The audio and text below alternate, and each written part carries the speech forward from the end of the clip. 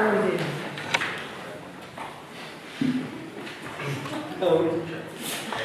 yeah, we're going to be reading from this book, Toxic Success, How to Stop Striving and Start Thriving, by Auld Enemies, PhD.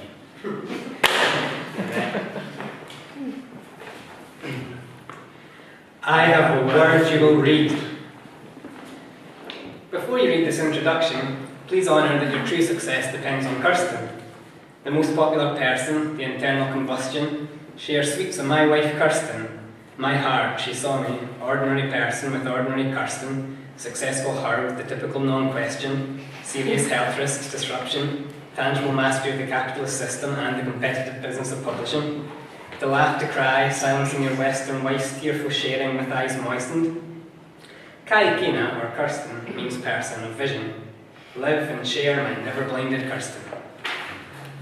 Yeah, the kind of reading above serves as literary value, an opportunity for enlightenment or a trans-maintenance device. I had a feeling of oneness with the universe. I experienced the palpable presence of God. I lost all awareness of where or who I was. It was like I was connected with everyone and everything. I lost all sense of who and where I was, and just had this profound sense of timelessness and infinity. It felt like I was part of the cosmos with no sense where I ended and it began. I get bored when other people are sharing their ideas and points of view. I pretend to be tolerant, but I really feel most people don't have much to say or offer. I feel besieged by hordes of nuts with weird ideas. I'm smarter than most people. If I want to, I can easily intimidate others with my intelligence and win any argument. My uniqueness is unappreciated, while other people who don't deserve it seem to get all the credit and respect. Succeeders suffered the dysthymia that tugs, toxic success syndrome, or TSS. The poet, T.S.S. Eliot. Teach us to sit still, T.S.S. Eliot. I have a word you'll read. Renowned poet T.S.S. Eliot. Resources consultant Frida Klein writes. Psychologist Abraham Maslow wrote. Thomas Carlyle wrote. Thomas Davenport and John C. Beck write. Poet Edgar Allan Poe wrote. As cardiologist Dean Ornish writes, Doctors Andrew Newberg and Eugene de Quilly write. Psychic abilities write. Author Stephen Bertman writes. Author Harvey Rubin writes. The late American literary critic Joseph Wood Crutch wrote. Bristol University Professor Guy writes. Friedman writes, Dossie points out. Karsh writes, Karsh points out. Novelist Andre Dubus III noticed. Psychologist Philip Rice summarised. A Zen saying instructs. Researcher Paul Ray conducted an extensive study. One nurse warned. Poet A. Houseman warned. The New Testament teaches. Thomas Jefferson pointed out. Olympian Matt Biondi points. Sociologist Charles Derber suggests. Chinese proverb states. Physicist Peter Ruffle describes. William Shakespeare, Walt Disney, Napoleon Bonaparte, St. Francis of Assisi, Charles Darwin, Abraham Lincoln, Horace, Bob Dylan, Henry David Thoreau, Albert Camus, Mark Twain, Emily Dickinson, John F. Kennedy, John Updike, Anonymous, Christopher Columbus, Carl Jung, Mahatma Gandhi, William James, Plato, Mother Teresa, Thomas More, Ralph Waldo Emerson, Oliver Wendell Holmes, George Bernard Shaw, Lord Byron, Alfred Lord Tennyson, Winston Churchill, and Alfred Einstein. This series demands on my time never end. Every time the phone rings, somebody wants something. Why do I have to do everything? I'd give almost anything. How many televisions do you really need? How many computers, phones, and other electronic devices do you really need?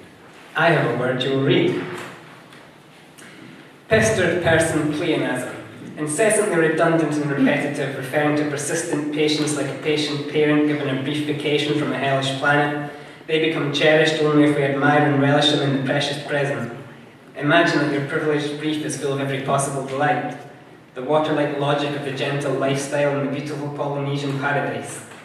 Having an excellent life, she had tears of relief in her eyes. These ideas derive from a culture that did not write books. So thought is one person sitting alone. The word, a single word that manifests the values that perpetuate your inner dialogue. Thinking can cause you just enough discomfort to get you full of stories. I have a word you'll read. Renowned poet T.S.S. Eliot wrote, new ideas can bring out the hatred and intolerance of classic work. Look within them for less, read because they are written in a language and teach us to sit still.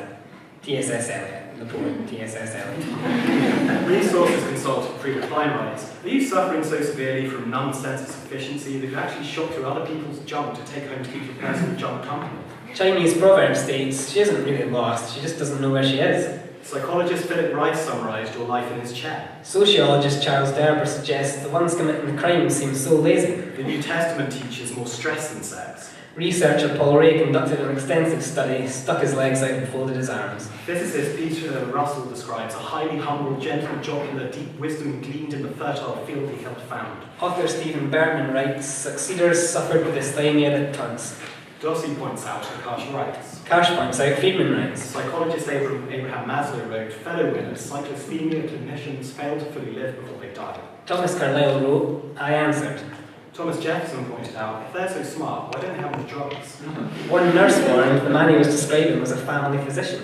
Doctors Andrew Newberg and Eugene de Quille write psychoneuroimmunology, energy, cardiology, poor appetite or overeating, insomnia or oversleeping. As Zen saying instructs, if you do not know that you do not know, how can you ever know?